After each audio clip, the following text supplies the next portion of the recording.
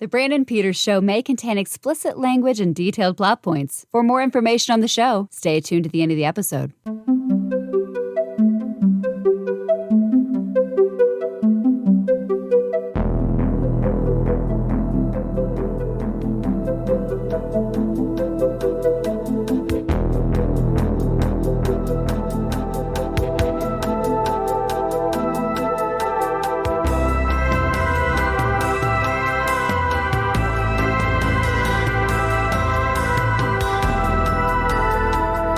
In a world where Brandon has a show, here he is.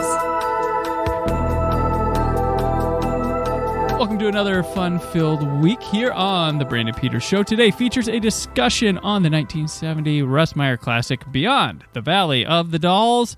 And joining me for that is a writer who has contributed to such publications as Fangoria, Bloody Disgusting, Screen Queens, and We Are Horror. She's also one of the hosts of the Horror in Session podcast, Reyna Cervantes. Hi, hello. Welcome. Happy to have you on here. Yeah, happy to guest on here. It's always a pleasure being able to break away from my own junk that I do. It's always different when you come out here like, oh, I have to answer the questions now. I have to. Yeah. Yes. I have to do the homework. No, I'm kidding. Yeah, and a heck of a pick that we're going to talk about later. I was really excited when you brought that to the table.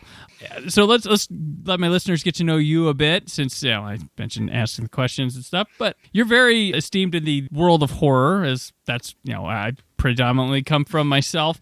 And I always like with the horror people, and my listeners probably get sick of me asking, but like I love hearing the story of like when did it click with you, or what was the genesis of your love for horror? What was the first thing that you're like, I need more of this, or my world is now consumed? I was like 7 years old, and my parents had introduced me to the 1978 Halloween.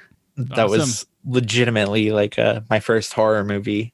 Wow. And yeah, they bought a VHS copy. They're like, listen, we want to show you this movie. We want you to know it's 100% fake. None of it happened. None of it can happen. Little did I know it could. But they were just like, we just want you to know that this movie is make-believe. And so I watched it and fell in love with that movie. We lived up the street from not only a Blockbuster Video, but a Hollywood Video as well, which is ironic considering the discourse this week around both those video stores. Mm-hmm. And I would go each week. And from then on, after Halloween, I watched like the first Friday the 13th. And then my father would take me to Blockbuster every week, and I'd rent all the sequels in order. So it's rare because like I hear people talk about like, oh, well, when I got into it, I just watched whatever was like new at the time. Mm-hmm. Whereas me, it was like I had that experience of going and watching every single like entry in order. So I think that it was also just quality time with my father, because he loves like 80 slasher movies. Yeah. And then I really got super into it when my grandmother took me to see Freddy vs. Jason in theaters. Oh, that's awesome. Yeah. And just seeing like that, I didn't have to wait like 20 years like most people. I had to wait like a couple weeks or a couple months, like maybe like 3 years max. And I knew like from then on, like I was just hooked on horror as a genre, and was just something I knew I loved. Gotcha. Well, I'm happy to hear my favorite film of all time was the first one, the one that got you through there. I mean, it's a cliched answer. It's like, oh, yeah, that's the one that got me into it. But every time you watch that movie, you're just like, oh, yeah, fuck, it is that good. Yeah. No, it becomes an important piece of people's lives like crazy. That, I mean, Friday the 13th does too, and some of the other ones as well. But yeah, I didn't get a start with that one personally. I had mine was, I think it was like a Friday the 13th, A New Beginning on like the WGN network late at night. My dad was just like, oof. You know what? Fine, just watch the rest of it. It was like in the middle of it and everything, and I was like, what is it? Like I had no understanding of what was going on. You're like, it's Jason's a paramedic. Yeah, and then years later, I'd catch him on USA Up All Night. Would run Friday the 13th marathons, and then they did Elm Street. But like my video store, I wasn't lucky. Like they would have missing puzzle pieces of sequels. Like I'd have to go to one video store to see these, and then if I wanted, I got like 1, 2, 3. Where's 4? Got to find another video store with 4. Like it was really weird. And back then they didn't have 4 and 6 on television all the time. So there's that. I feel eternally grateful that I grew up in Southern California, like in a pretty populated area that the video stores were stocked. Oh yeah, they were stocked. Yeah. Oh gosh, even the Blockbusters were better than what, like, because I always tell people about when I lived there. I used to go to the Sunset Blockbuster that was 2 stories, and I'd always, because I could drive by where Lori and Annie babysat every time when I went to go. Oh yeah, that's like right there, huh? Yeah. I used to drive by. That's how nutty I was for Halloween when I was out there. Hey, that's a perfectly fine one to be nutty about. I owned 2 VHS copies growing up. I owned the standard one with the 3D cover. I don't know if you ever saw that release, where it would like shift from the pumpkin logo into an image of Michael. Yes. And then I owned the extended cut where it has all the TV edit scenes. Right. Yes. Yeah. And that one went out of print, was expensive for a while. Mm-hmm. And that's the VHS I don't have anymore. And I'm just kind of like, fuck, that movie's out of print now. I wish I had that. I had the one with the Blockbuster logo. I had the shell with case. The red spine, right? Right. Yep. Yeah. I know exactly what you're talking about. Yeah, I had that one. I had the shell case widescreen VHS, and I had the 2 orange tape VHS that had bonus features. So the Anchor Bay one, correct? The Anchor Bay one, yes, I had that. And that one, dummy me, wound up deciding, it wound up in the Amoeba in Hollywood, its old location, because I understand it moved now. It wound up there when I lived there because of space and probably needing money for some, I don't know, but it wound up there. So my copy is eternally there. I'm like part of the mindset now that whenever I buy like a horror movie, like I'm in like a boutique or special release, I'm like, hang on to that shit, it's gonna go out of print. Right. No, and it does still. It genuinely it's fucking funny. Like, little tangent, I had bought like From Beyond, the Scream Factory release this summer. I bought it for like $14. I was just like, I want to own this movie. A week later, out of print, it's like $80, and I was like, that was quick. Yeah, I was like, all right, whatever. Yeah, the one of the funniest things is like Godzilla versus Biollante.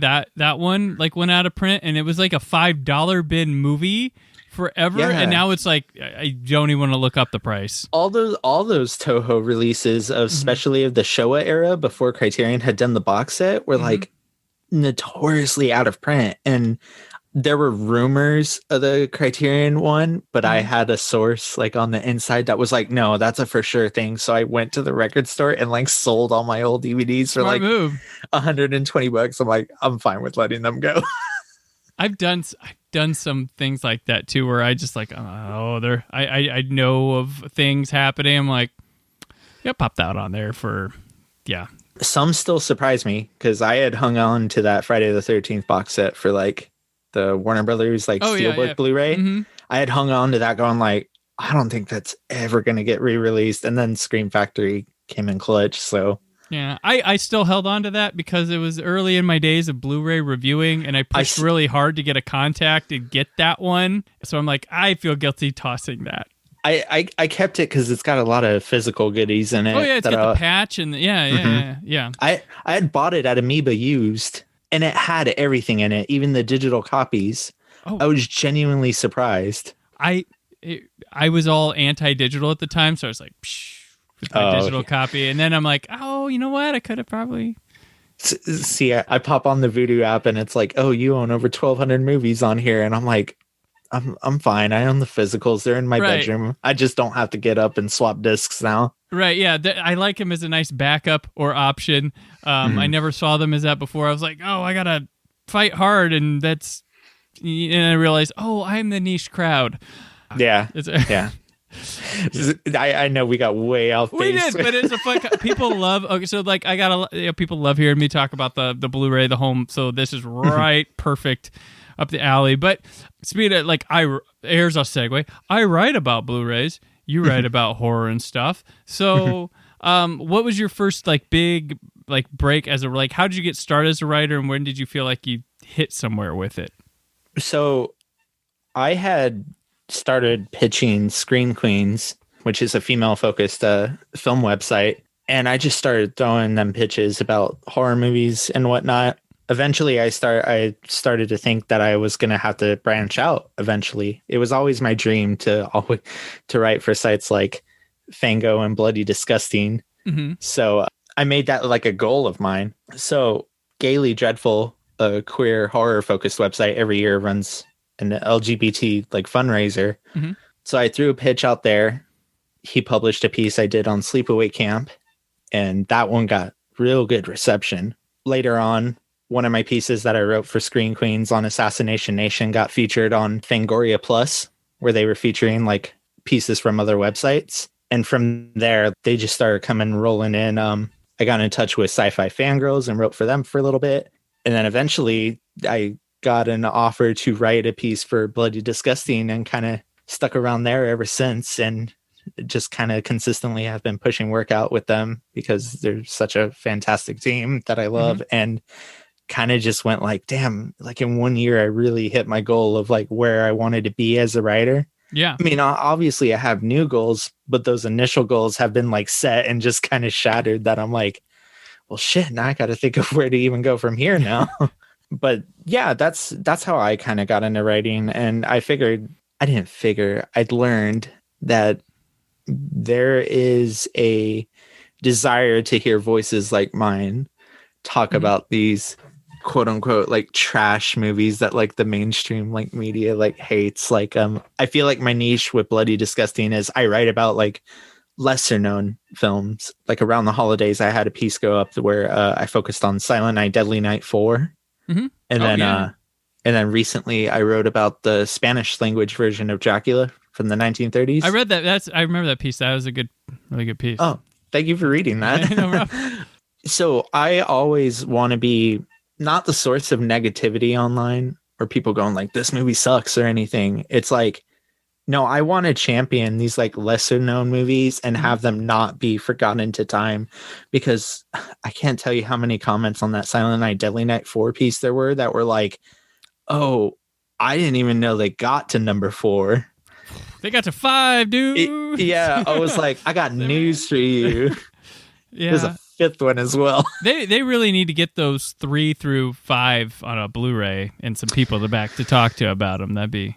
Yeah, because for that piece, I had to seek those out. And as far as I can tell, the only like solid release, not even like a solid release, like a bare bones release, is that Lionsgate DVD that like is out of print that I randomly found on Best Buy's website for like $12. And it was like, get it in 3 days. And I was like, okay. Now. Yeah. It can take 4. It can take 4 if it's that price. I'm like, it don't got to be that quick as long as it gets to me. But from what I understand on Tubi, there are HD transfers of 4 and 5 randomly. So someone's working on it. So somebody has it. I know the rights have lapsed. When I talked to Justin Beam a while back, like he had mentioned that, you know, he got put in charge of finding a new home, helping find a new home, and they went to Shout Factory, of course, for the Scream Factory release for 1 and 2. So Lionsgate's letting those rights just lapse. So somebody, maybe Vinegar Syndrome, pick them up or something. I would love for Vinegar Syndrome to like snatch those rights up and just like release like a box set of 3 to 5. Yeah, that's what I mean. People, they would, yeah. I mean, they did that with the lesser known like Amityville sequels. Yeah. Which is like one of my favorite releases of all time. It's a great release. It's About Time. I grew up with that one. Same. For me, it was the new release horror movie at the video store. I was like, it's like once I saw like that those ones were getting re-released and 1992 was getting like a new HD transfer, I was like, done, take it. Yes. It don't even gotta have special features, just as long as it's in like HD and everything. Yeah, I love this, and I love that that's your aim is those released, because while you know they don't have big audiences, they do have audiences, and you are putting a, not to like grandiose your writing and stuff, but you're putting a piece of history there so that when people search, eventually find those, and they're going to want to read something about them. I mean, the history of looking up stuff about Marvel movies is going to be like, oh, that's a lot of people, but when you look up those, you're going to be a popular source. Like my Bela Lugosi Dracula piece, people are like, I didn't even know this existed. Where can I watch it? And I'm like, it's on the special features on your Blu-ray.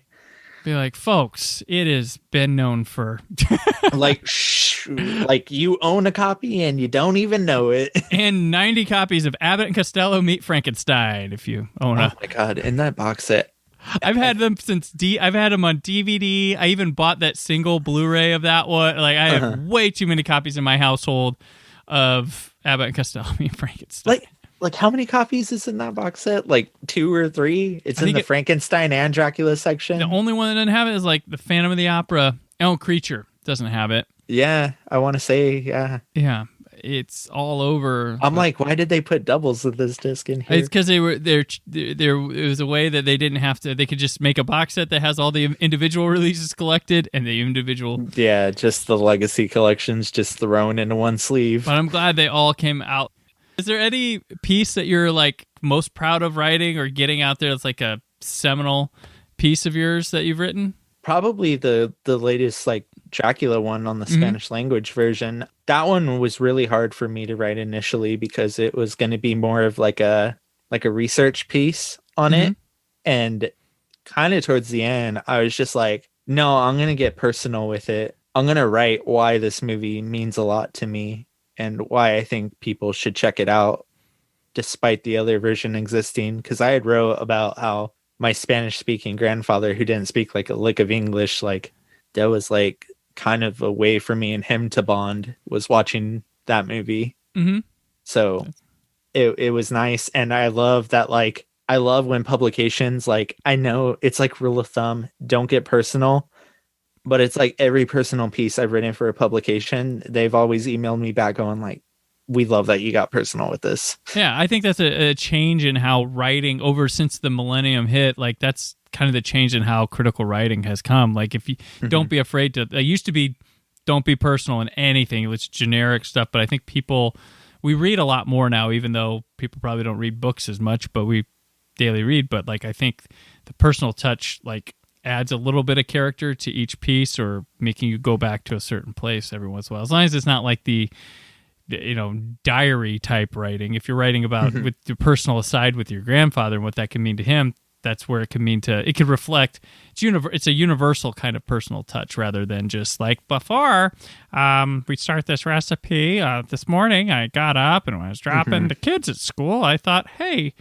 Jasmine might go good with this, and I went down to the store. Like none of that. Yeah, I think I just wanted people to go like, I think I just wanted people to see like a piece of me in it, like not my internal monologue, but it's like, oh, like I get why she loves this movie now.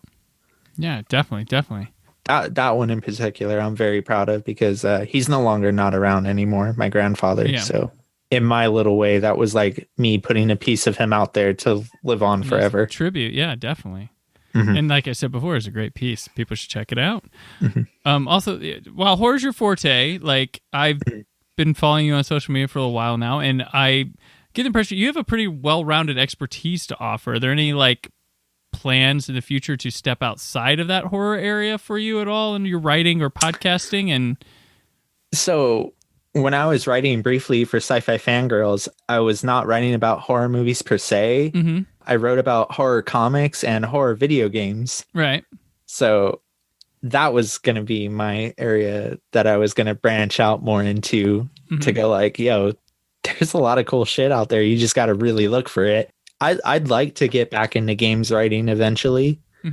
I know right now there's like a severe drought in gaming, but I'd like to get back to it eventually. I mean, I bought a PS5 so that I could write about games, and then it's like Fangirl shuttered, and I was like, well, there goes that. Gotcha. And lastly, you have a podcast as well, Horror in Session. Do you want to share with people rather than have me poorly describe it? Yeah. So Horror in Session is basically a classroom type podcast where I sit down with my co-host who's completely new to the horror genre, like had seen like one movie before we started the podcast. And I sit down with her every week and I essentially just assign her a movie and we watch it and we discuss it. The goal of it is to be like as little gatekeepy as possible.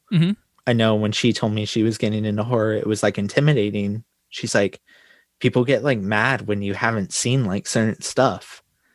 And I'm like, yeah, that's not right. So I wanted to create this podcast where not only newbies could listen, but also like experts because not only are you getting like her perspective on a movie that she has like zero nostalgia for, you're also getting my take on it and a guest take. So pretty much like sometimes like I'll show her like a classic in the horror genre. I'm like, yeah, this movie's so good. It's so well regarded in the horror community. And she's just like, yeah, I've never really heard it. And nobody outside the horror community talks about it. Oh. And I'm like, fuck, it's a humbling experience. That's got to be crazy. Yeah. Yeah. So, but it's nice to have like, you can give her like context without being gatekeepy, and she can give you a like fresh take. Like that's a nice. I see it. I see it kind of less as like teaching her and more of like guiding her through the world of horror. Currently, right now, we're doing a huge series on like Universal monsters. So it's fun to show somebody who hasn't seen all these 1930s and 40s horror movies like for the first time, because they're a lot of fun. Oh, they're so much fun. It's like, yeah. Definitely great. Is she enjoying them so far? Or? Oh, she's loving them. Kind of our whole motif is based on it. Like our logo's based on like classic horror film, and like our intro music is Swan Lake from the beginning of Dracula. Oh yeah, that's awesome. Yeah, so we're the beginning of Dracula, and I think it's the beginning of one of them. There's one theme they use on a couple of them. Like you guys, that's all you guys had laying around.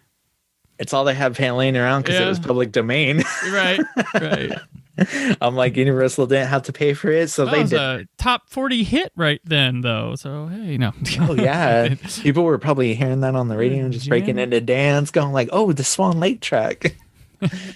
Hand me my Cavassier, Janice. Let's go and dance. Yeah. Oh.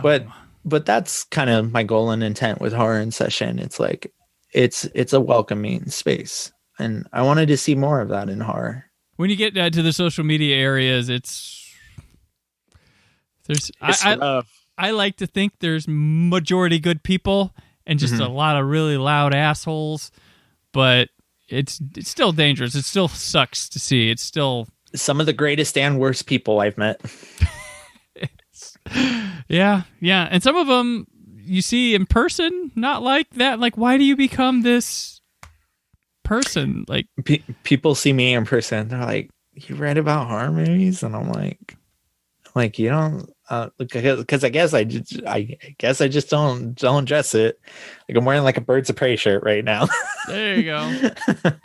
It's always fun to bring new people in. I always think that horror needs new perspectives. Otherwise, it's just a fucking echo chamber. And who likes an echo chamber? No, that's true. And yeah, Twitter can become that too, since you curate all your people. You'd be like, yeah, we all agree on this, right? Like, yeah, 100%. Yeah. Everybody loves this movie all the time. Everyone gets along perfect. And then somebody's like, oh, I wasn't a fan of it. And it's like, crucify them. Take them out. Delete your account. Yeah. Oh, yeah. Such a oh my god, I've gotten into spats with like some of my favorite mutuals online over the 2019 Child's Play, and it's like I'm like, it's great that we all don't agree all the time. Yeah, you shouldn't have to, and you shouldn't have to end friendships because of films. Exactly. Which I noticed. I noticed in one of your bios that one of your favorite films of all time is The Last Jedi. I'm sure that goes well with people, but I love that because I love that movie. Oh yeah! Continue to sing it praises here. You can all hate me. I mean, another thing people don't know about me, which is probably why they don't know I write about horror, is that like I am huge into Star Wars. Like for the longest time in my living room, I had framed theatrical posters of like the new trilogy, and like framed and like wall mounted lightsabers of like Rey and Kylo Ren. And they're like, "Wait a minute, you like Star Wars?" And it's like. Yeah, but the way people talk about it online makes me not want to talk about Star Wars. I have my own love and personal relations with Star Wars. I guess that was because my taste does not line up to some people. It does line up to people's, and then I don't know. Like, like when I came out last year, I was like, oh my god, they did it! I got to see in my lifetime one that was really, and then I was like, wait, what? People didn't like it, or who didn't like? I was like. It was wild seeing The Last Jedi in theaters, and it's like, oh my god! I was like, that movie was ridiculously good. I was like, might be one of the best Star Wars. Walked out, saw the audience score on my phone, and went, oh my god! Yeah, I went to a midnight screening. I was like, I love it. And then I heard all this, and I went like the next, like Saturday after, because I think it came out on Wednesday, something like that. And I go the Saturday after. I'm like, okay, well, maybe it was opening night hype or something, whatever. I'll go see it. I'm like, actually, I think I love this movie more the second time I saw it. I think I saw that movie, like, for full disclosure, that is the movie I've seen in theaters the most times. I think I've seen it like 9 times in theaters. Oh, wow. I saw it in every single format available. I even went to the Chinese theater in LA where they were projecting it on like that experimental IMAX 2D laser projection. Okay. I even almost took a trip like up north to Northern California to see it projected on film. I saw 70 mil. We have our state museum has one of the few 70 millimeter IMAXs here, and I that was my second time I saw it was on that. The first time I saw it was Dolby Atmos theater. Was it? Yeah, Dolby Atmos theater was and then I saw a different kind of I can't remember the third time I took my daughter was in preschool at the time. And I was working from home, and I was like, you know what? I'm going to take a lunch break. Let's go see The Last Jedi. You haven't seen it in the theater yet. So took her. We packed a lunch. We went and it was a nice little memory. But But yeah, I kept seeing it. And one of my best pieces I ever wrote was The Last Jedi. I got so much from that movie. Such a great movie. It's actually where I got my chosen name from. Oh, okay. There you go. Oh, yeah. There you go. Yeah, makes sense. Yeah, a lot of people don't know that.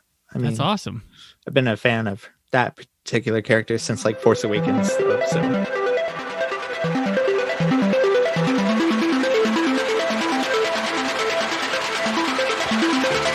Recently, 20th Century Fox had 2 great ideas. To make a film called Beyond the Valley of the Dolls, and to get Russ Meyer to write, produce, and direct it.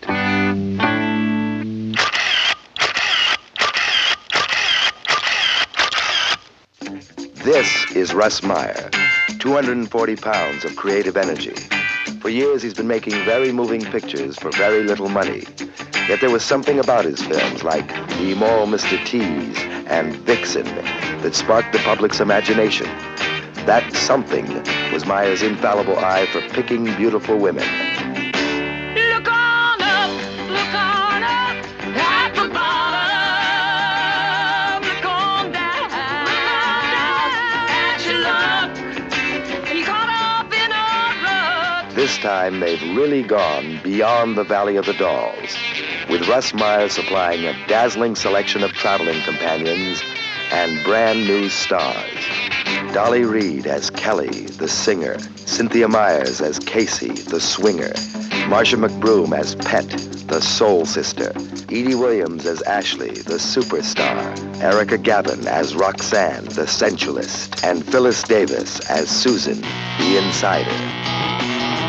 I guess I was just too young to really understand a sweet talking candy man. Beyond the Valley of the Dolls has all the elements. Drama, love, mystery, music. But the most important element is the guy who put it all together, Russ Meyer. This is not a sequel. There has never been anything like it.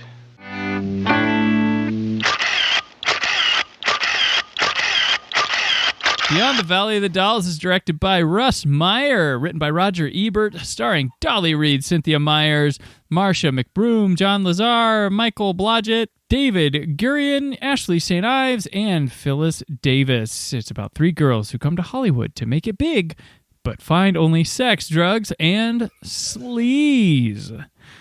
So, Reyna, why Beyond the Valley of Dolls to the show? Because it's the true and total definitive definition of camp. I also like showing people this movie because I feel like it shows a big side of Roger Ebert that not many people got to see or know about.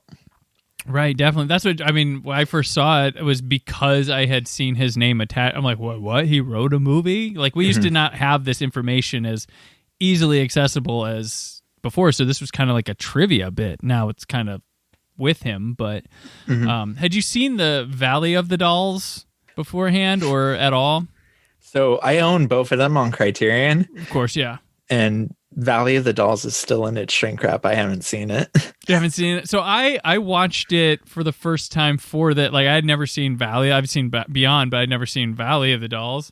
Mhm. And this, while it has to legally deny being attached to that movie at the beginning, they very much are thematic sequels, though one is camp, the other accidentally camp. It's camp. Like, one was intended to be a satire and a comedy, the other did not. And it's interesting in its own right. It's not as good as this movie at all, but That's what I heard. Yeah.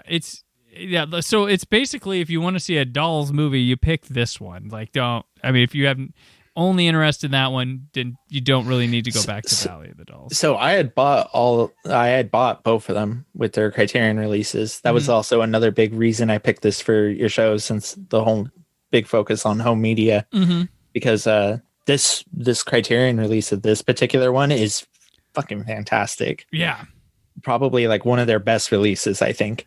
So I had bought both of them, and like I had heard people like talk nonstop about Beyond, and I got kind of baked out of my gorge and started watching it. And let me tell you, my eyes were opened by the end. By the time the end credits rolled.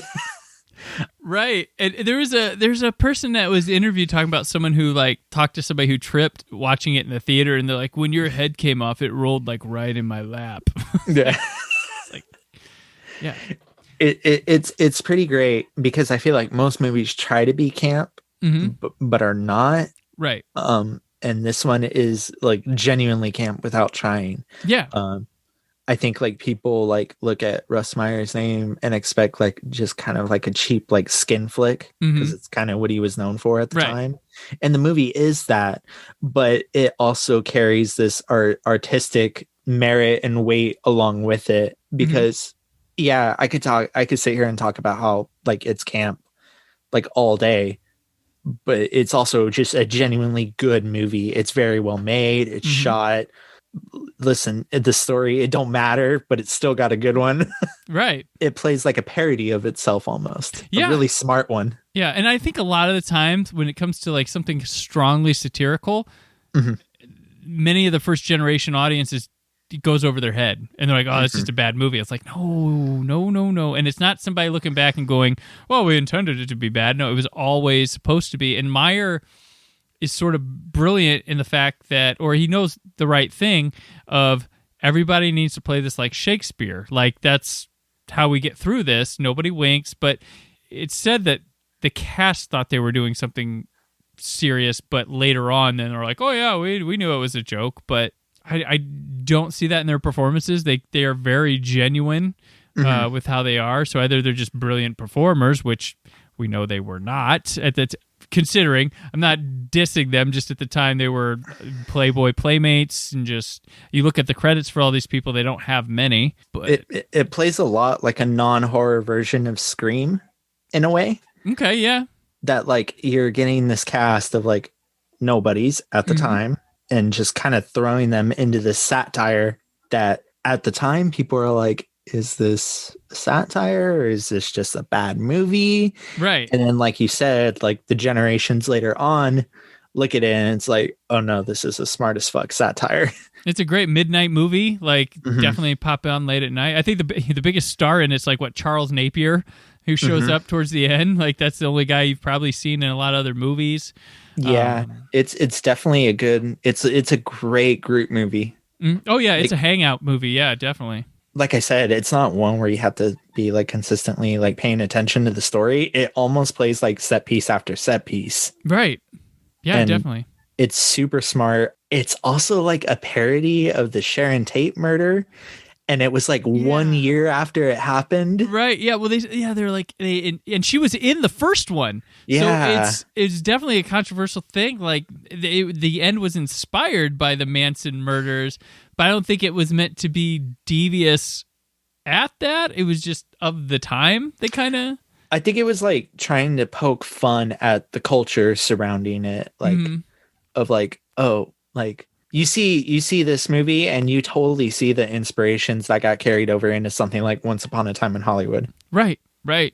And it's like you watch them back to back and you're like, I get it. I get it now. And to me, that's what has kind of the lasting power. It's just, it's astounding that it got made. Yeah. Yeah. And it's weird how more normal this movie would be for when it came out than it would be today. Today it'd be like, oh my gosh, look at this extreme thing. And back then, with like Meyer had done that Vixen movie, which was like far more sexual than this. And I think people would be more worried about the sexual nature of this movie than the violence, which the violence was the big deal back then. There wasn't so much the sexual stuff. It's also like weirdly like the oldest like NC-17 rated film. Like it was it's still X rated when it came out, and they had they X. changed it to NC-17. But yeah, like still NC-17. Like on the back of the Criterion like Blu-ray, it says NC-17, and I'm like, wait, what? This never got like resubmitted? Yeah, it's tame. It's really, it's really tame to compared to what we have now. Yeah, it's not like a hard R. I mean, the violence does get pretty wild at the end, though. Right? Yeah, it does. Yeah, it gets. I mean, there's definitely the beheading, stabbing the guy at the beach, gunshot in the mouth, in the head. That poor girl. Like, oh my gosh. Like, and it just like kind of comes out of nowhere too.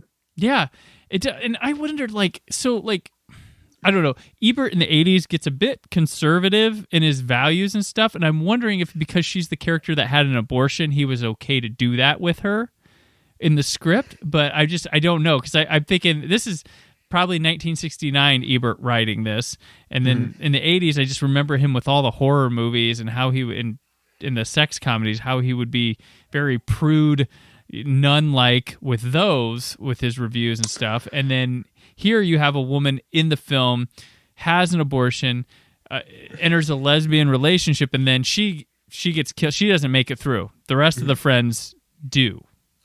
See, that's an interesting take, because Ebert, even horror-wise, notoriously loved satire. Like he liked Motel Hell. I saw somebody posting about the other day. So a part of me thinks like he was very well aware of what he was putting together in this. As far as the conservativeness comes, it's probably there, but he probably didn't realize he was putting it there. Possibly like it was just like, it's just like, when you write something, like write down like personal thoughts, and then somebody else takes a gander at it and they're like, oh, you wrote it like this because you feel this way. And it's like, oh, I didn't even think about that. But just like when people are like, oh, I hate when things get political. I'm like, everything's political because you live in it and you write your experience. Exactly. It influences anything. But I don't want to tack that on Ebert, because I'm talking about I just want to bring it up because it's interesting, because the older Ebert and the younger Ebert I've grown up. You're two different people. You're not exactly who you were back then. Like,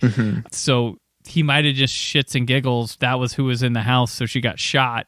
Or I have to kill one of the friends. She winds up over here. It may be that simple. But thinking of how his views were in the 80s, like I wonder if it was there a hair too. But I don't know. The film is free with its sexuality enough that I wouldn't think it'd come down on that conservative mindset. But it's hard to look at this movie and like kind of think anything conservative, but that's a super interesting read that you brought up that I don't feel like most people do bring up. I looked for places where it might have been talked about, because like John Carpenter, Deborah Hill, they didn't write like, oh, the Virgin went. The Virgin went. They just wrote a horror movie, and that's the mousy girl wasn't expected to survive, so she was the one who survived. I mean, she was also Janet Leigh's daughter, so that was also a little comic thing, like, oh, maybe they bump her off. If you know what's going on, we might make you think she's the girl early on and bump her off so she could go at any time. If you watch Halloween, aside from couple Laurie at home scenes between the babysitting, it's Annie's movie just as much as hers until Annie's gone. So not to take over to Halloween, but just that I don't think Ebert might not have been thinking that deep with this. So, but I do think it's interesting to maybe broach, but it's interesting that like, despite them distancing themselves from the original like Valley of the Dolls, because legally they had to, that like it's so like associated with it, right? Like when Criterion released them, they released them together, right? Yeah. And they're thematically the same. I mean, they picked out, they saw the movie and they go, okay, well, here's what makes it. So we'll just do something like that. And it really is sequel-ish to it. One's about movie stardom, the other's about music and debauchery. The Carrie Nations, which being a Doctor Who fan, I kept Terry Nation, the guy who created the Daleks. So I was like, the Terry Nations, Carrie Nations, Carrie Nation, Terry. I was like, wow, it's so close. I will say this movie has some banging music. It has some banging music. Yeah, it is like the Strawberry. What's her name? The band in it, the Carrie Nations music. It really works. It really is its own character at times, and this is kind of a musical as well. The secret musical, because music does. Yeah, like full-blown like musical numbers. It's like, oh, they're gonna bust into this like 3-minute song and montage. It's like, oh, okay. And it's funny, like the montages more clever than you'd think, because you say, oh, this psychedelia montage. As Ebert pointed out on his commentary, there's the first one where the band first plays as the Carrie Nations, and there's the two guys on either side of the screen, and there's progress and time and characterization told through them, because the one guy's Z-Man keeps looking over at Harris, and Harris is just kind of like jamming the music and trying to like not pay attention to him. And these guys were shot differently, so Meyer put this together in the editor room brilliantly. And there's a point where they lock eyes, and then Harris turns around and he's defeated, like in his face, and realizes. And then we cut to the scene of them playing in that little club, and that's where she kind of breaks up with him. He goes home with a St. Ives girl. Someone watching it might not pick up on that, and if you watched it in 4:3 VHS, those guys would have been cut out of the screen. But or you wouldn't have seen them lock eyes together, because you could not have put that together. But yeah, a lot of brilliance in that montage. And that's where I feel like a lot of the storytelling like excels in this movie, is that like it's not like vague, but it gives you just what you need, and then lets you run away with it almost. Right, yeah, definitely. And I mean, it looks so good too. I consider the look of it psychedelia meets Giallo a bit. Everything's in focus. Meyer liked to keep stuff in focus, so everything and the color is just top notch. It's really beautiful to just look at. He was honestly such a brilliant director that like to hear his name like associated with like smut or like they call it smut, but he really knows how to film the female and male bodies. Like it's like he likes boobs above all else, but he can, like all the sex in this movie is done very tastefully. Yeah. Like there's a lot of it, but it's all done like pinpoint precision of like, I'm going to lock on and then just like know exactly where to hit. It's done tastefully and sensually. And like all the women just stunners, all of them, just the way they look. Who knows if another director filmed them, if they don't. I call this movie to my friends, like as a joke. I'm like, this movie is a bisexual nightmare. Like I'm like, show this movie to like somebody who's bisexual, like myself included, like their head explodes at one point. They do the one thing that gets me, they do have the homosexual relationship in it and then cop out of it really quick, which actually that decision to make Z-Man a woman was like last minute on set, apparently. According to the bonus features, that was not in the script, and they changed it, which I feel like kind of like I don't know how you felt about it there, but like I feel like they're really gonna go with a man-on-man relationship in a 1970 movie. And then they're like, well, I'm a woman, so I don't know if that diffuses it any, changes it, because it's kind of like is he supposed to be a trans man or something? Like I don't know where they were trying to. It's weird because it's vague enough that it's like, do you get a trans reading from this? Or do you get a drag reading from this? It's done in a way that's like so campy that I don't find it offensive at all. Right. I feel like that was them being like, here's how we justify our man-on-man relationship. Yeah, like, I didn't know if it was like kind of copping out, like we had it here, and then not. I was like, I didn't know. And then I there's also the maybe Z-Man was a woman that knew she could only climb if she at that time being in some sort of disguise as a man or something like that. Yeah, I don't know. because There's so many- you look like throughout the movie, and Z-Man's like one of the most powerful people in it. yeah, Like Z-Man's got all the connections, all the parties, all the access to stuff. gets So, her books gigs, get him records, all that. but it's like if people knew that Z-Man was a woman, the way women are treated in this movie, would Z-Man have access to all that stuff? Right, exactly. Yeah.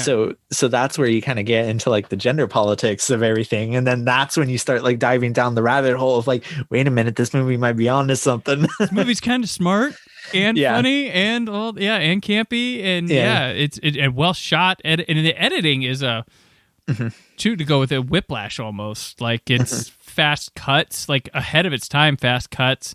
And sometimes I think it struggles with its geography because of the fast cuts, but I always tell people it's edited like a horror film, right? Yeah, and like from start to finish. When it goes horror at the end, it's suspenseful. Yeah, and because you don't want to see the Myers, what's her name, character, get killed before they get there. And it's like using like the same editing techniques that have been like applied like throughout the rest of the film. So it's like, oh, theoretically, you think back on the rest of the film, and it's like, oh, this was like kind of shot and edited almost like a horror film at the time. Yeah, definitely. And it's got the trope of starting at the end and going back and catching up to itself, which you won't realize at all. You'll just think there was some crazy Hollywood thing at the beginning, and then you get to the end, you're like, oh, this is where the best way of doing that. Oh, this is where we started. Okay. Yeah, 100%. I think my biggest fear with this movie is it fading into obscurity. As you know, 20th Century Fox owns the rights to this movie. This ain't one Disney's gonna be all happy about. I don't think Disney is ever gonna re-release this one. I think once the rights lapse at Criterion, I think that's it. Not unless they change their mind and release a double pack with this and Myra Breckenridge, but that's a conversation for another day. We have hope. They are putting out Speed and Heat on 4K Ultra HD. So I'm like, okay, they're doing something over there. Were those in the works before they fully took over? And they're like, let's just put some money out there. Those movies are also like the safe bets. Right. Those movies are the ones that it's like, as long as people own like a machine that plays movies, people are going to buy Heat and Speed. I didn't even think they'd go with those though. That's the thing. I thought they were swearing off 4K unless it was Marvel or Disney Princess or I don't even Pixar. remember the last time I bought like I bought like the unholy trinity of like the last of the 20th Century Fox like Blu-ray releases of like Jojo Rabbit, Ready or Not, and I actually managed to find and acquire A Hidden Life on Blu-ray. Oh, yeah, wow, okay, which everyone's like, oh, I'll just wait for the Criterion for that one. And I was like, I don't think that one's going to happen. Right. But hey, I thought like Warner Brothers would never lend out stuff. And now Criterion, Scream Factory, like they're... So never say never, but... That only changed within the last year, right? Because aren't they doing away with the archive line? No. So there's been a lot going on with that. What they got rid of was the WB shop. The WB shop and Warner Archive are two separate things. There's also... So Amazon is now the front for WB shop, for Warner Archive. Warner Archive is a sect of print-on-demand titles. Well, although the Blu-rays aren't BDRs, they still do a small press runs of them. So that's why you'll find them going out of stock a lot, because they'll need to press more. Amazon is an approved Warner Archive replicator. So anything you go BBC stuff that's on demand or Warner Archive, things like that, Amazon has its own facility where they can print those and put them out. So is a site called moviezing.com. They also are approved with that. So they will also have those. They just took down the storefront. They're going through Amazon. It's probably saving money there. But as far as I know, they're not getting rid of... I still have contact with my rep, and they haven't told me anything about shutting down shop, because they have a laundry list of restorations that Warner constantly goes for, and they might as well put out a cheap Blu-ray while they're at it instead of just streaming. So I don't see that line dying. Watch tomorrow. Yeah. We'll get news that it's shut down. It's shutting down tomorrow. But that's the thing, because like everybody freaked out with WB Shop. I'm like, that's not Warner Archive. That's where the main place where you would buy. That's just the shop. But now it's through Amazon, and my review copies now have been coming like the week they come out, rather than like sometimes I get them like a couple weeks before they'd come out. Now they come out so I'm like, okay, that's because of the change. But all the Thin Man movies aren't on Blu-ray yet, and they're restoring all of them, and because the second one just came out. But I think they'll be around for a bit. I can't see them shutting down that, and it's very popular too. So and for the longest time, like I'm all for like preservation of like movies. For the longest time, Beyond the Valley of the Dolls was like inaccessible. It was like an out of print 20th Century Fox like DVD up until recently when Criterion got it. And that just kind of like leads me into the conversation of like these lesser known movies. It's like there has to be a better way to preserve these and make them more accessible. Yeah, rather than on and off of services. Yeah, rather than another re-release of Speed and Heat. Right. Yeah. Exactly. Yeah, these are the ones I definitely care more about. These ones that you got to keep alive somehow, and like every time, even if they come out bare bones, I'm like, I have to review them. I have to give them a 0 on extras, but I'm like, the extra is that we got it. Like that's where I've come to now. The extra is that you can buy it. The extra is that a Hidden Life Blu-ray exists. They made like 10 copies, but they exist. Yeah. So I mean, yeah, that's the thing. And this movie luckily has a Criterion. Hopefully they can renew I know those licenses tend to go for like 5 years is like the minimum, but I know some are starting to lapse. I know Rosemary's Baby just lapsed. Yep. Paramount's like, hey, we're going to do that ourselves now. Are they? They're putting out. Yeah, they're Rosemary's Baby and Don't Look Now are getting like these like $8 bargain bin type Paramount releases coming out soon. So. I always wonder how the masters are going to be on that compared to Criterion's, because Criterion you think they're the same? They have to okay those masters with Paramount. That's why a lot of times you'll see like a Shout Factory release and they're like, why didn't they do anything? It's like because they couldn't get approval. Because they couldn't. And so when they release them, those are the masters for the studio as well. So see, I'm all for like, oh, we're just going to take the Criterion master and release it for like $8. Right, yeah. That just gets more people to get it. The important thing is having the movie. Like that's is having it preserved. Yeah. Especially in the horror community. Like I was talking about earlier, like From Beyond just went out of print. It's like there are a ton of horror movies. Like this last year, like Shout Factory alone had like a bunch of titles go out of print. Like Texas Chainsaw 2 went out of print. From Beyond obviously went out of print. Right. Slumber Party Massacre 2 and 3 notoriously been out of print. The Sleepaway Camp sequels as well. Yeah. I did not know that until recently.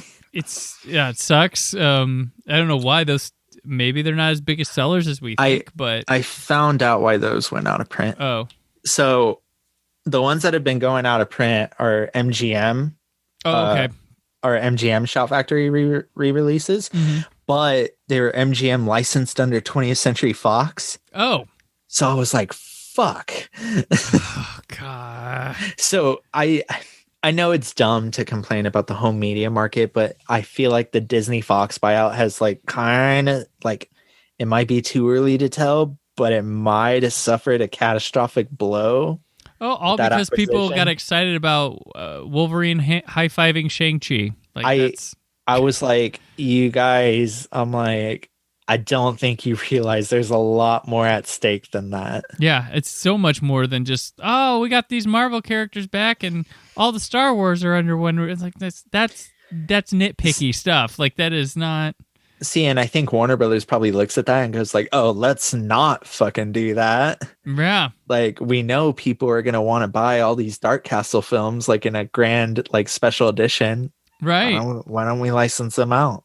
Yeah, and I mean, they're seeing the benefits from them. The one of the ones I think should open up with Lionsgate. They've been very hard no on that, and then they had their Vestra line, and then that is dead and then alive and then Like it died and then it came back as like budget Blu-ray titles two that were really pretty well done. But I have both of them, and Yeah. I was looking at Shivers and I was like, this was $11. yeah, I was like, how? they used the cheap plastic case and then But then I bought Maximum Overdrive and that was like 30. yeah.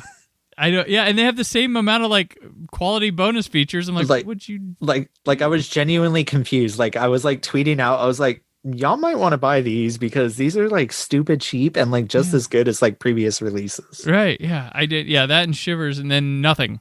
And I've heard they were working on the Wraith, and the Wraith on Tubi has a HD transfer. I did that. It was one of my episodes a few months back, but like, I'm like, what's the hold up?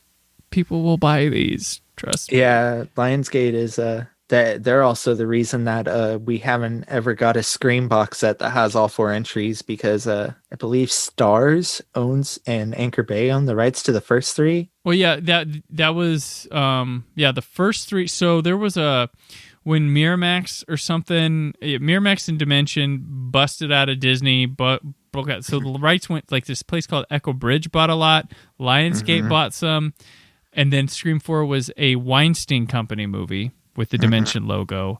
And I think now they finally got together, but no one put out a set with it. I think they're all under Lionsgate somehow, which Lionsgate owns. Lionsgate owns Starz, who had bought Anchor Bay years before. So it's like Lionsgate, Starz, Anchor Bay. Listen, Lionsgate, you got until January to release a good Scream box set. There you go. I think they'll dip it into 4K. They'll do a. I think they'll do something with the new movie coming out, but it sucks that it takes like a new movie to get like releases. Mm-hmm. Yeah. But, and then it's like you look at stuff like Beyond the Valley of the Dolls that didn't get a release for like years, and it's like, who is like there are companies like trying to save these movies, but the ones that are owned by these big studios, they're just letting die. Like Disney's not ever going to re-release Myra Breckenridge. Yeah. Well, and one of the dangers too is the Shout Factory and Anchor Bay are getting more prestigious titles offered to them. And so when do the smaller ones get left in the dust with the attraction of putting out big name titles? Like, I mean, Anchor Bay has been putting out like their Pitch Black. They've got Legend coming to them. Shout Factory, of course, they did Deer Hunters 4K Ultra HD debut. Like Universal didn't want to put that out.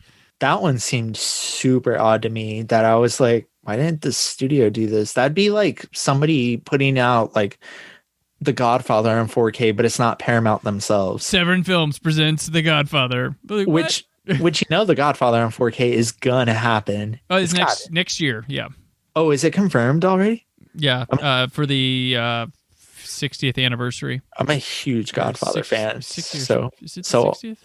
So I will buy like 50th. every release of those movies. Oh yeah, I love them. I enjoyed watching the new cut of Godfather 3 a few months back. But yeah, that was crazy that one happened. Yeah, there's randomly like yeah, okay. just like Francis Ford Coppola like in pandemic like finished a new cut of Godfather Part 3, and it's like, wait, what? Where did that come from? Yeah, like, okay, thank you. And it's like they let him do that, and they let him do the final cut of like Apocalypse Now on 4K, right. And it was like, where is all this coming from? I'll take it.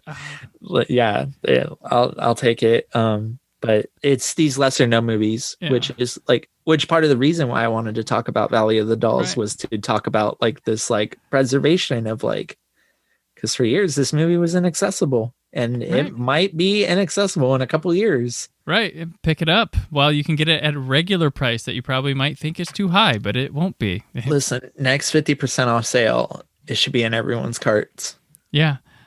Yeah. I never make this again. So when I lived in Los Angeles, I did Blu-ray and DVD testing, and we had Criterion. And when they first went to Blu-ray, it was really cool. I got to beta test the menus and stuff.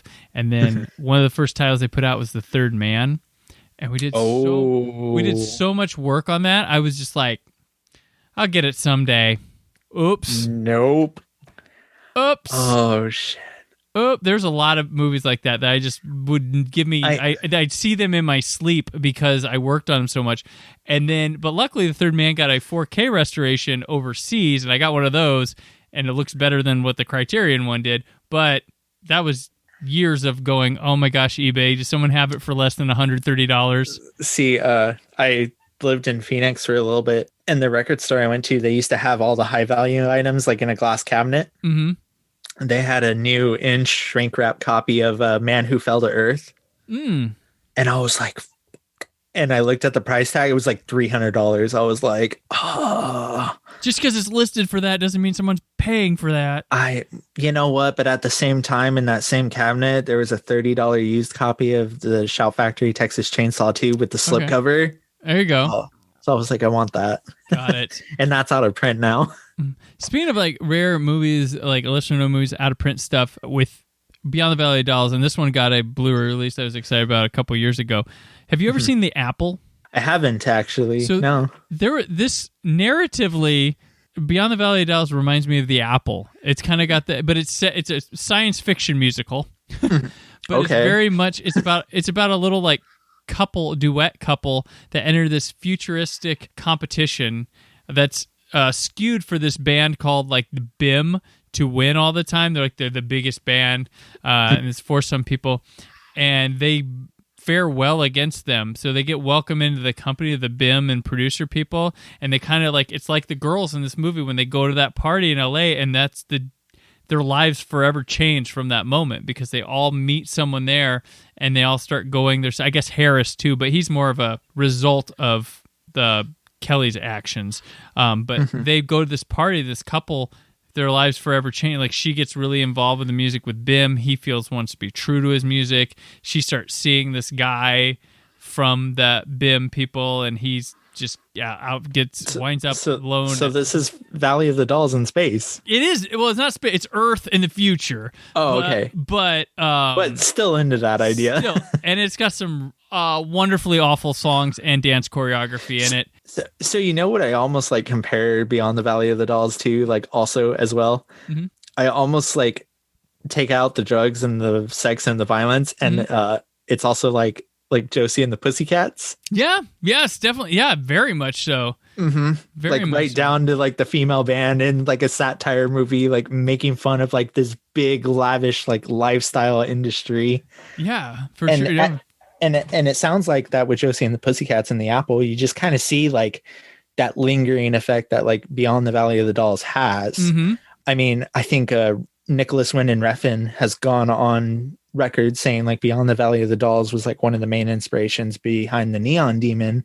Oh, okay. Yeah. And Tarantino obviously loves this movie. You look at Once Upon a Time in Hollywood and see that. Oh, yeah. Well, I think also like to your point here, like with those later movies, like this movie, the look of it is so specific of its time, like so in the moment stylistically and technically, that a period piece made to set in this area would, like making this movie like now to make it then would look almost identical. Like I think it's that strong of flavor that you would not be able to tell the two apart.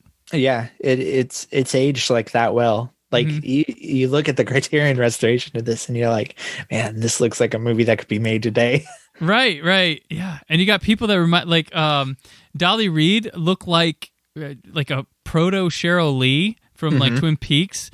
And then I thought her aunt, if I were making a movie about Beyond the Valley of Dolls, I cast Alison Brie as the aunt because I was like, oh my gosh, you were giving me those vibes. Yeah. And the kind of look. Plus we've seen her in that kind of hair from Mad Men, so a little bit. But yeah, it's so much here. There's even brilliant little joke, like humor with this. I mentioned editing. There's a part right after the one gets the abortion or goes to the doctor, and it cuts to the one pouring the pancake batter into the frying pan. And I was like, oh my. Yeah, like that's terrible that I'm laughing at that. It's a dark satirical humor, but oh my gosh. I was like, okay. Yeah, it's good. It's a movie that very much knows what it is and like wears its heart on its sleeve. It's a genuine piece of filmmaking. It doesn't feel like they were out to impress anyone. Right. If you ever wondered what happened to those 60s Robin and Catwoman costumes, they make an appearance in it as well. Like Lots of stuff. best Batman and Robin movie. Oh my gosh! Oh, and then we were talking about the Manson murders, but Ebert said he based the Z-Man off of Phil Spector, who he never met Phil Spector, just off the thing is Phil Spector, and Phil Spector actually killed someone, your Alana Clarkson, who was in the Deathstalker movies and stuff, and so that's kind of oddly prophetic. I always say that like Hollywood has open secrets. Yeah. Oh. Yeah, like when the Kevin Spacey, Bryan Singer stuff came out, it's like when I moved out there, that was a shocker to find out. That was like 2005, and I'm like, people aren't doing anything about this. Yeah, like the Hollywood Reporter, like Scott Rudin piece. You're like, I'm like, I lived in Southern California my whole life. I heard that years ago. Like everybody, you talk to anybody at USC about Bryan Singer, they know someone abused by it. Like I was like, so I like to think that like Ebert probably knew something that we didn't. Right. Or that people at the time just knew something that he didn't. Right. I mean, so yeah, I'd like to think that like Ebert was not dumb. He was like, he genuinely like was one of the smartest voices in film criticism. He's somebody who's like growing up, like following his film criticism. He's somebody that I miss very dearly, like to this very day. And I think he knew what he was doing. He may not have been fully informed, but he knew of things, and he knew enough to. Yeah. He was like, "I'm gonna plant this idea. I'm gonna inception it." Right? Yeah, that's what he did. Yes, definitely. Yeah, but did God rest his soul? But hell of a movie. This is one that I always just tell people: throw it on, get drunk, get high, or just vibe. You'll have the time of your life with it.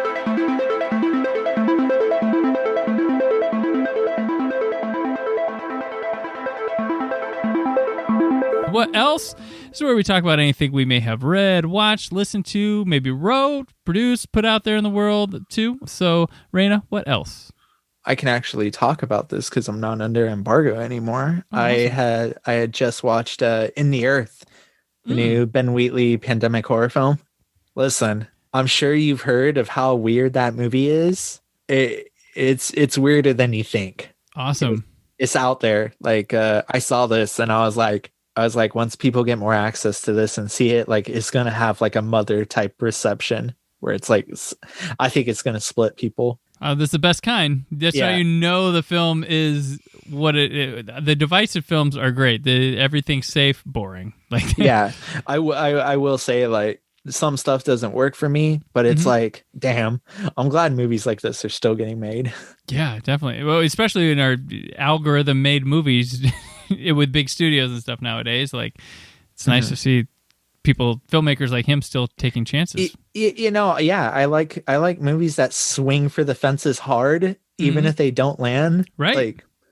Like shit. One of my favorite releases this year is Zack Snyder's Justice League, just because of like, listen, say what you want about the man's vision. The man's vision, he fully commits to it. Right. And it's a superhero movie that didn't feel like a product. It felt like an actual movie that it was like, I can't help but respect it. Yeah, no, it definitely. I was on the pro Snyder Justice League. I watched it. I was like, okay, there's a lot of fat on this thing, but there's something really good when you break it down. Like I was into it. I think that in particular is going to be a movie that people talk about like years from now, like 10 or 15 years, and go like, no, this is a really fucking good movie. We can hope. And Ben Wheatley, he made the movie where I'm like, you don't have to watch Serbian film, just watch Kill List. You'll get the same. Ooh, I have never seen Kill List. Oh, you never seen Kill List? No. Have you seen the Serbian film? Yeah, unfortunately. Kill List is the better. Well, it's not. When you see Kill List, you'll understand why I made that. Okay, that reference. I'll have to watch it because my Ben Wheatley exposure before this was Free Fire and High Rise. Okay, yeah. And I was just reminded by a fellow film critic. They're like, "Yo, he's doing the Meg too," and I was like, "Fuck!" After the way In the Earth turned out, I'm like, it's sort of on board. There you go. I didn't even see the first one, but you already got me hooked for the second one. There you go. Yeah, I'm there. I'll do my research. We'll get. My what else I'm going to bring up, because sometimes when you watch, I do what else, mention one thing, can't watch it all, but Invincible on Amazon. Yeah, I've been meaning to watch that. Really good, really great. I had read the comic book like years and years ago. Like I was getting into when I was first reading like The Walking Dead. That was always advertised in there and stuff, and I picked it up. I never kept with it much, but this cartoon's pretty strong. So I had like gone to a local Goodwill and they had the first 3 volumes of Invincible there, and I bought them because I knew, like in the back of my mind, I was like, "Oh yeah, isn't it like Seth Rogen and like Seth, like his like writing partner, like doing like a new like series on this?" I'm like, I might as well get this and read it. And I like the book. I think they're fun. I can't wait to check this series out. Oh yeah, it's hardcore. Like for people who don't know it is a it's a cartoon, but it's really bloody, really adult. And if you like The Boys, this is a good companion piece to that. So I know a lot of people like The Boys, and that's a good companion piece. But it's really fun to watch every week. I think they dropped the first 3 episodes like when it first started, but I watched it. I was like, yeah, this is really good. It's good to see Seth Rogen like branch out right now. With like, especially like kind of coming off of his last series, which was Preacher. Yeah. Which is like another out there comic. Yeah. He's doing like comics that aren't just like, I mean, this is fringe stuff. Like this is super. I was gonna say not superheroes, but then I'm like right here with a superhero comic. But yeah, fringe stuff, which I kind of missed. Which I did a couple weeks ago. Did an episode on the Losers, and I'm like, that's kind of what's disappeared into the streaming services. These fringe comic books. It feels like the OOs was really going after those because I think a lot of smaller studios just wanted comic book properties, and those would be cheaper to produce movies for, and like. Now those have floated into streaming services or television. Every studio wanted their Sin City. Yeah, their Sin City. Yeah, definitely. That's probably where it came from. Definitely. It's ironic because the movie I almost picked for this episode, I almost picked the Dolph Lundgren Punisher. Oh wow, yeah. Yeah, just because I've been wanting to revisit that myself, just because somebody's like, yo, remember where comic book movies are like this? And I was like, fuck, I haven't seen that in years. I miss those days too. Like, oh gosh, I remember the days when my Captain America was what was his name again? Salinger. Oh gosh, that was that movie. Awful direct-to-video movie. Didn't they make that in the Fantastic Four like 90s like live action just so they could retain the rights? Well, they actually made the Captain America one genuinely, and then that one didn't do well. The Fantastic Four, they just heard something so they could get the rights, and they never planned to release it. But you can find. I have a copy on my hard drive of it. You can find it if you're looking around. So they did what they did with the 2015 film. They just cobbled something together so that they could hang on to the rights. Exactly. Oh man. Comic books. Yeah. Comic book movies. Let me rephrase that. Gotta love them. For real. All right. Well, thank you so much for jumping aboard, Reyna, and bringing such a terrific film to talk to the table. There's so much to talk about. Like I didn't even look at my notes most of the time. It's great. Before we go, where can people find your work and keep up with you online? So you can find me on Twitter and Instagram at JFC Doomblade. You can also find my writing published pretty regularly at Bloody Disgusting and ScreenQueens.com and a couple outlets that I can't really say yet. And you can follow my podcast Horror in Session at Horror in Session on Twitter. And we are available on Apple Podcasts and Spotify Podcasts. Excellent. And I'm on Twitter and Instagram at Brandon4KUHD. Written work on whysobblue.com. There's more from the Brandon Peters Show this week. But until then, always remember to keep the positivity in your online film chatter. Thank you for listening. The Brandon Peters Show is a Creative Zombie Studios production. Produced by Brad Shoemaker and Brandon Peters. Written and edited by Brandon Peters.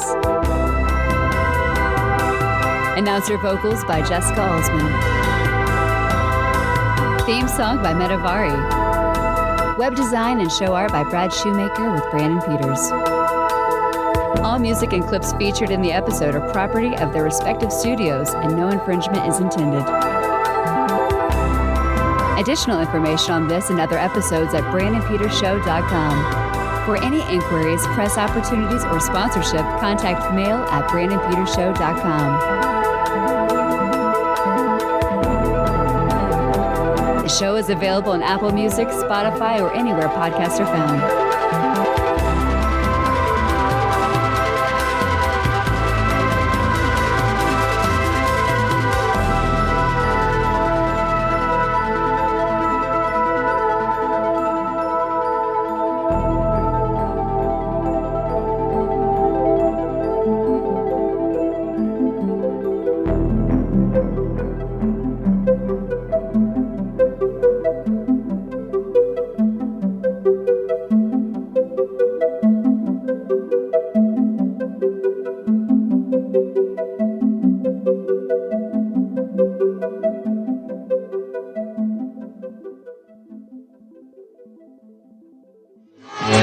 This is my happening and it freaks me out.